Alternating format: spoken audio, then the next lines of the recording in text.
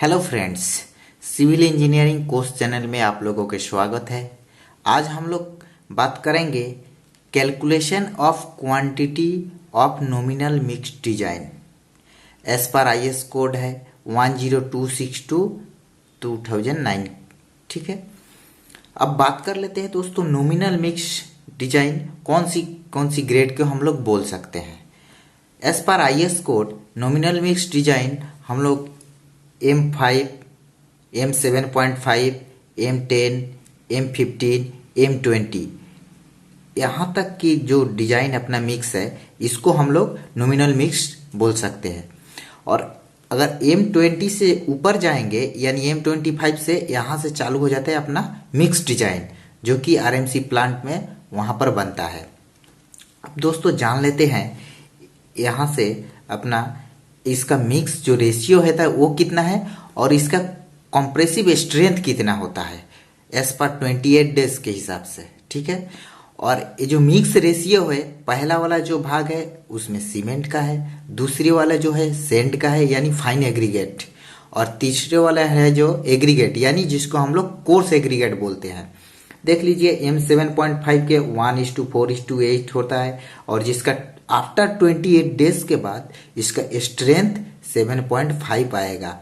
ठीक है, जो 150 mm by 150 mm by 150 mm का क्यूब जो तोड़ेंगे कॉम्प्रेसिव उसका स्ट्रेंथ आएगा M7.5 का 7.5 मेगा पास्कल।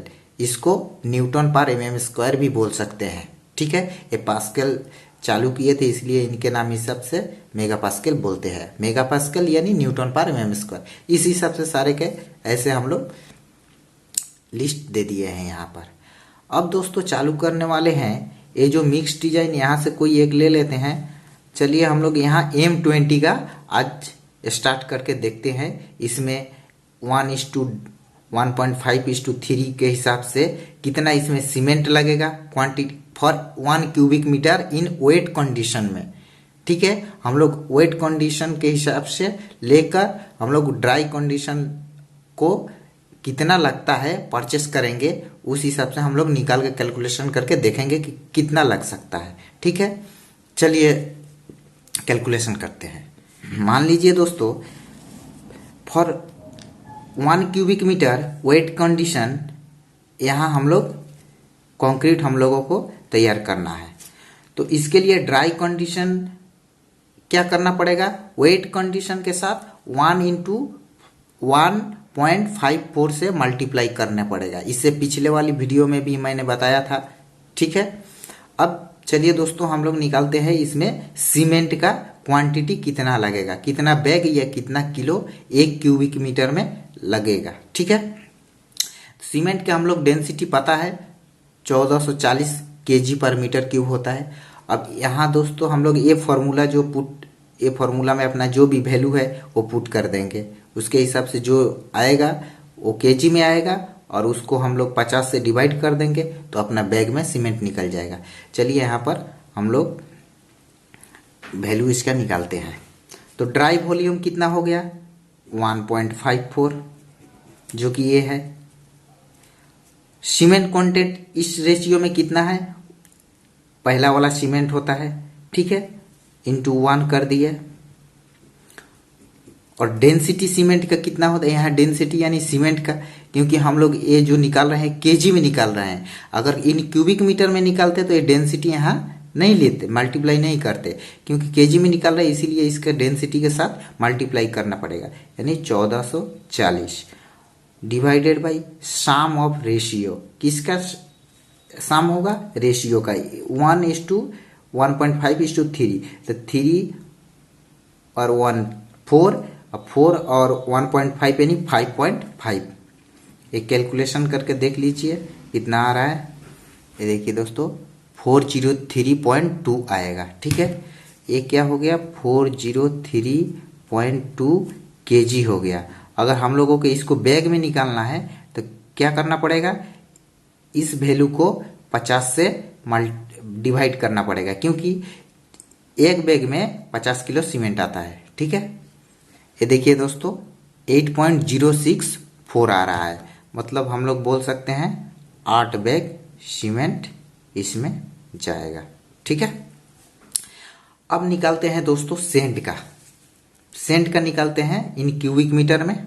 ठीक है, तो सेंट का ड्राई वॉल्यूम कितना होता है, वही होगा जो 1.5 पर जो पहले लिए थे, इंटू सेंट कितना है इसमें, सेंट है 1.5 जिसको फाइन एग्रीगेट भी बोला जाता है। तो 1.5 यहाँ पर इंटू कर देंगे, 1.5 divided by sum of ratio कितना है 5.5 कर दिए। अब कैलकुलेशन करके देख लीजिए कितना आ रहा है, 0.42 क्या आ रहा है, ये 0.42 एक क्यूबिक मीटर में आ रहा है। अगर हम लोगों के इसमें अपने लोकल में क्या चलता है, CFT चलता है, नहीं क्यूबिक इन फीट चलता है। तो इसको हम लोगों को क्या करना पड़ेगा,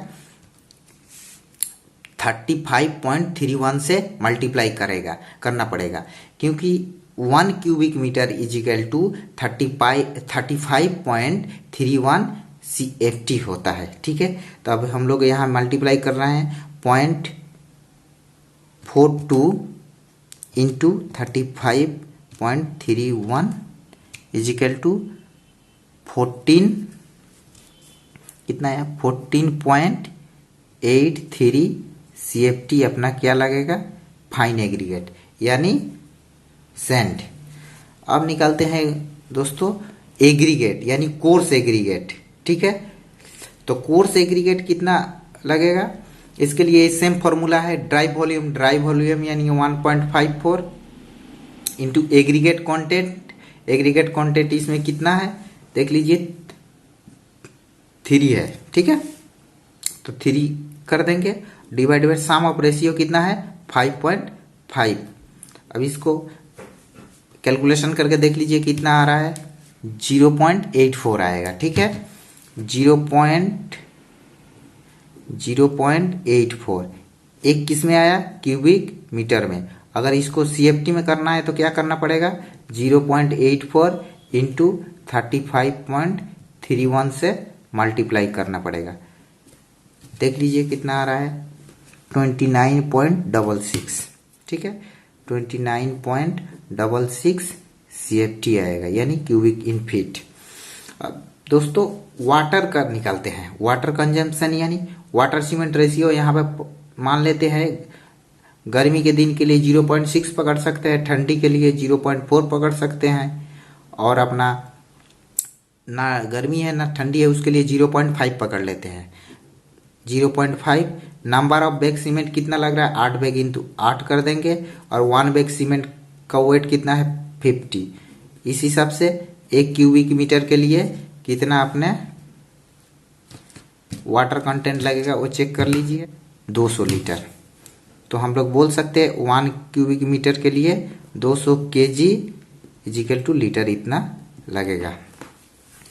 अब दोस्तों बहुत सारे कॉन्ट्रैक्टर लोकल वाले हैं जो अपने के बहुत शक्तिमान समझते हैं, ज्ञानी समझते हैं, सिविल इंजीनियर समझते हैं।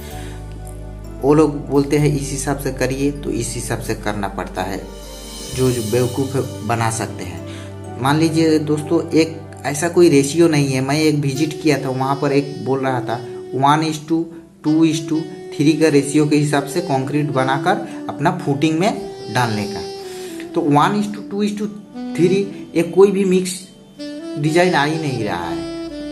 ये क्या हो जाएगा, अप्रोक्सीमेट M17.5 का हिसाब से हो रहा है अप्रोक्सीमेट दोस्तों, लेकिन ऐसा नहीं करना है। देखिए हम लोग जब भी RCC यूज करेंगे तो उसमें मिनिमम हम लोगों को M20 ग्रेड का कंक्रीट देना ही है, नहीं तो क्या होगा, एक अपना जो कंक्रीट का स्ट्रक्चर का ड्यूरेबिलिटी जो है कम हो जाता है। यानी जो 100 साल के लिए हम लोग घर बनाएंगे तो उसका आयु कम जाता है। तो इसीलिए दोस्तों मैं प्रेफर करूंगा हमेशा M20 या उससे ज़्यादा ही ग्रेड का कंक्रीट RCC के लिए यूज़ करने का। ठीक है दोस्तों, और क्योंकि देखिए दोस्तों अगर इसमें क्या है, इसमें क्या है, सीमेंट तो फिक्स रहा, सैंड बढ़ गया यानी दूसरे पार्टिकल बढ़ गया। इसमें सीमेंट का क्या काम है, बाइंडिंग मटेरियल। अगर कम मटेरियल रहता है ये तो उसमें बाइंडिंग अच्छी तरह से होता है, अगर ज़्यादा इसको बढ़ा देंगे, ये दोनों बढ़ा देंगे, तो इसमें क्या है, हम लोगों को सीमेंट जो है जितना क्वांटिटी डाला उसका एक्चुअल हिसाब से एज पर IS कोड उसी हिसाब से बना है। अगर ज़्यादा यूज़ करते हैं तो उसमें दूसरे पार्टिकल, तो हम लोग क्या है, बाइंडिंग वो अच्छी तरह से बॉन्डिंग नहीं हो पाएगा। तो इन फ्यूचर में वो आस्ते आस्ते उसका बॉन्डिंग जो प्रॉपर्टी है वो आस्ते आस्ते छोड़ने में मजबूर हो जाएगी। ठीक है, तो इसीलिए स्ट्रक्चर का ड्यूरेबिलिटी कम हो जाता है। ठीक है दोस्तों, इसीलिए मैं चाहूँगा हमेशा M20 या उससे ज़्यादा ही RCC ग्रेड के लिए, RCC के लिए M20 या उससे ज़्यादा ग्रेड का कंक्रीट यूज़ करना चाहिए। ठीक है, आज के लिए इतना ही, मिलते हैं नेक्स्ट वीडियो में। Thank you.